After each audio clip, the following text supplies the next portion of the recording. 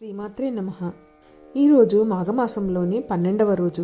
మాఘపురాణం యొక్క 12వ అధ్యాయం గురించి తెలుసుకుందాము. శూద్ర దంపతుల కథ. వశిష్ఠ మహర్షి దిలీపునితో, మహారాజా, మరి ఒక కథను వినుము. సుమందుడను శూద్రుడొకడు ఉండేవాడు.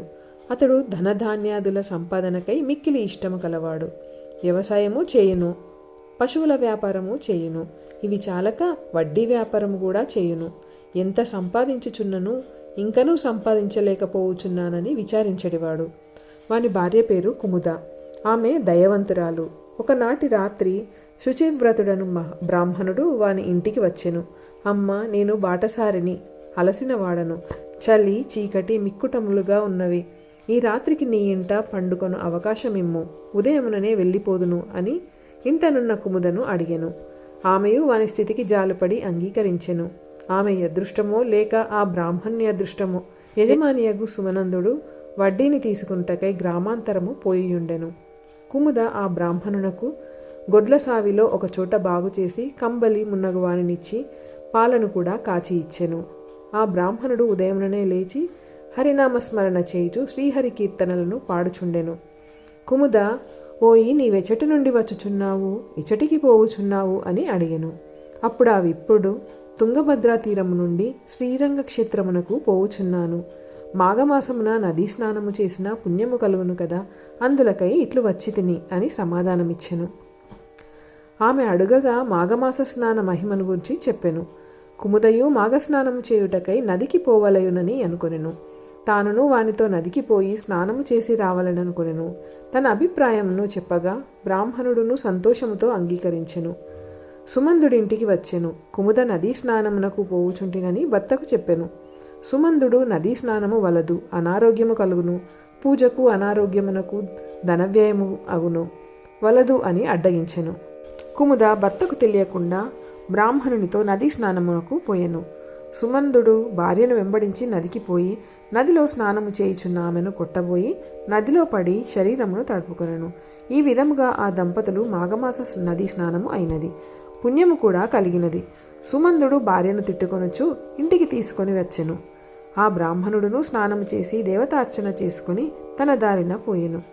కొంతకాలమునకు సుమందుడు వాని భార్యయు మరణించిరి. యమభటులు వారిని యమలోకమునకు గొనిపోయిరి. ఈ లోపున విష్ణుదూతలు విమానముపై వచ్చి కుముదను విమానమెక్కించి ఆమె భర్త యమభటులను విడిచిరి. అప్పుడు ఆమె, విష్ణుదూతలారా, నా మాటలను వినుడు. నా భర్త చేసిన పాపములకు ప్రతిఫలముగా యమలోకమునకు తీసుకుపోవుచున్నారు. అతని భార్యనగు నేనును వానికి భయపడి ఏ పుణ్యకార్యమును చేయలేదు కదా. అందువలన నేనును నా భర్తతో పాటు యమలోకమునకు పోవలసి ఉన్నది. మరి నన్ను విష్ణులోకమునకు ఏలగొనిపోవుచున్నారని అడిగెను. అప్పుడు విష్ణుదూతలు, అమ్మ, నీవు దుష్టుని భార్యవైనా గాని సహధర్మచారినిగా నరకమునకు పోవలసి ఉన్నను. నీ భర్త దుష్కార్యములతో నీకెట్టి సంబంధమును లేదు. నీ భర్త చేయు చెడు పనులు నీకిష్టము కాకున్నను భయము వలన గాని పతిభక్తి వలన గాని నీ భర్తకు ఎదురు చెప్పలేదు. కానీ మనస్సులో వాని పనులకు నీవు వ్యతిరేకివి. ఇందువలన నీవు పాపివి కావు. ఇంతేగాక మాఘమాస స్నానమును కూడా మనఃపూర్వకముగా భక్తితో చేసితివి. కావున నీవు పుణ్యము నొందితివి. నీ భర్త అట్లు కాదు. కావున విష్ణులోకమునకు తీసుకొని పోబడుచున్నావు. నీ భర్త తన దుష్కర్మలకు తగినట్లుగా యమలోకమునకు పోవునని పలికిరి. అప్పుడు ఆమె, నన్ను లాగుచూ నా భర్తయు నీటిలో మునిగెను కదా. మా పెనుగులాటలో 3 సార్లు ఆయనను నీటిలో మునిగి లేచెను కదా. బలవంతముగా చేసినను ఇష్టము లేకుండా చేసినను మాఘస్నానము పుణ్యమందరు కదా. ఆ విధంగా చూచినచో నాపై కోపమున నన్ను పట్టుకొని నీటిలో ముమ్మారు మునిగి లేచిన నా భర్తకు మాఘస్నాన పుణ్యము రావలెను. ఆయనను నాతో పాటు విష్ణులోకమునకు రావలను కదా అనెను. అప్పుడు విష్ణుదూతలు ఆమెకు సమాధానము చెప్పలేకపోయిరి. యమదూతలతో యమలోకమునకు పోయి ప్రాణుల యొక్క పుణ్యపాపముల పద్దును వ్రాయి చిత్రగుప్తుని వద్దకు పోయిరి. తమ సమస్యను చెప్పి పరిష్కారము అడిగిరి. అప్పుడు చిత్రగుప్తుడు సుమందుని యొక్క పాపపుణ్యముల పట్టికను చూచెను.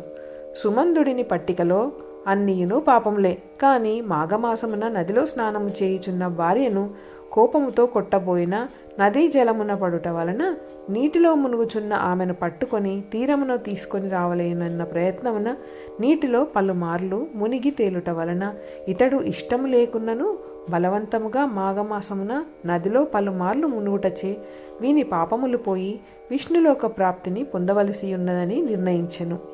విష్ణుదూతలు కుముద తెలివితేటలకు ఆశ్చర్యపడిరి. కుముదను ఆమె భర్తను విష్ణులోకమునకు గొనిపోయిరి. రాజా, బలవంతముగా ఒక్కమారు చేసిన మాఘమాస స్నానమునకు ఫలముగా పూర్వము చేసిన పాపములు పోయి విష్ణులోకమును చేరు పుణ్యము వచ్చినది.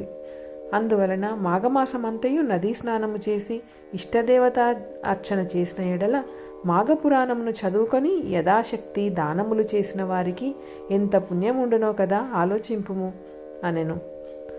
మానవుడు తెలిసి కానీ తెలియక కానీ బలవంతంగా దుష్కార్యములు చేసి పాపమునందును అట్లే పై విధముగా చేసిన సత్కార్యమును పుణ్యమునిచ్చును. విచారింపుగా కర్మ పరంపరాగతమైన మానవ జన్మ దుఃఖభూయిష్టము పాపబహుళము. ఇట్టి వారికి చెడు కార్యములందు ఆసక్తి లేదా చెడు పనులు చేయు వారితో సాంగత్యము కలుగుట సహజము. తప్పనిసరి అయిన పాపకార్యములకు దూరము కాలేని వారు సత్సాంగత్యమును పొందవలను. అది సాధ్యము కానిచో సత్కార్యములు చేయువారితో కలియుటకు ప్రయత్నించవలెను. తన పనులను నూరింటైనను వదిలి మాఘమాస స్నానమును చేయవలను. అట్లు కాక స్నానము పూజ దానము లేక కేవలము ప్రాణయాత్ర నడిపిన అధముడు నరకమును చేరును. మాఘమాసమున ఒక దినమైనను స్నానము పూజ పురాణ శ్రవణము దానము యథాశక్తిగా పాటించిన వాడు పైన చెప్పిన కుముదా సుమందుల వలె విష్ణులోకమును పొందుదురు. మాఘమాసమున ప్రయాగలో స్నానము మున్నగునవి చేసిన వానికి పునర్జన్మ ఉండదు. వానికి మోక్షము కలుగును. ప్రయాగ ఎందే కాక మాఘమాసమున కావేరి, కృష్ణవేణి, నర్మద, తుంగభద్ర, సరస్వతి, గోకర్ణ, ప్రభాస, కోనభద్ర, గౌతమి ఇత్యాది నదుల యందు స్నానము చేసినను కూడా ఇంతటి పుణ్యమే కలుగును. మానవులందరూ వారెట్టివారైనను మాఘస్నానము పూజ పురాణ శ్రవణము దానము వీటన్నింటికీ గాని కొన్నింటిని యథాశక్తిగా చేయుటచే వారికి పాపతరణోపాయము మోక్షప్రాప్తి సాధనము అని వశిష్ఠ మహర్షి దిలీపునకు వివరించెను. ఈ విధంగా మాఘపురాణంలోని 12వ అధ్యాయము సంపూర్ణమైనది. లోకా సమస్త సుఖినో భవంతు, సమస్త సన్మంగళాని భవంతు. ఈ వీడియో కనుక మీకు నచ్చినట్లయితే తప్పకుండా లైక్ చేసి షేర్ చేయండి. Thank you.